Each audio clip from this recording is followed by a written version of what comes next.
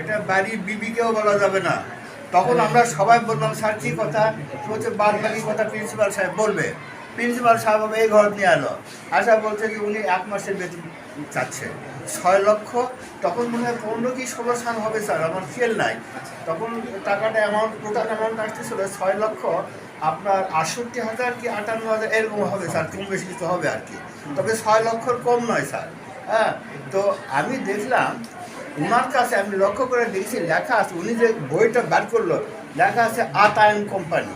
তা আতায়ন কোম্পানির জীবনে আমার অনেকবার অডিট হয়ে গেছে স্যার, এটা নর্মাল একটা অডিট, এই আপনার কলেজের ছেলেপেলে সব করে, বিশ্ববিদ্যালয়ের ছেলেপেলে করে। কিন্তু স্যার এই যে আপনার মিনিস্টারি অডিট বা আপনার শিক্ষা মন্ত্রণালয়ের অডিটটা একটু আলাদা হয় না স্যার? যখন উনি ওই কথা ওই বইটা বার করে তখন আমি ধরে পড়েছি আরে ভুয়া, মানে ওই অডিটটা সম্পূর্ণ ভুয়া, কেউ নাই, সরকারি কেউ নয় ওরা। 6 লক্ষ কয়েক টাকা দেওয়া সম্পূর্ণ লোক দিচ্ছে স্যার।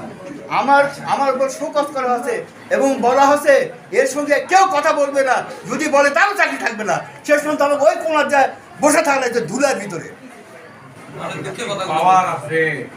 ধুলার ভিতরে স্যার।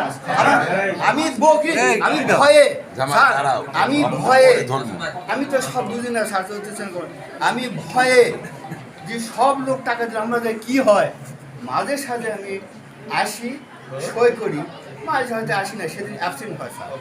মানে টোটাল আপনার 1.5 মাস 2 মাসের বেতন আমার দেয়নি স্যার।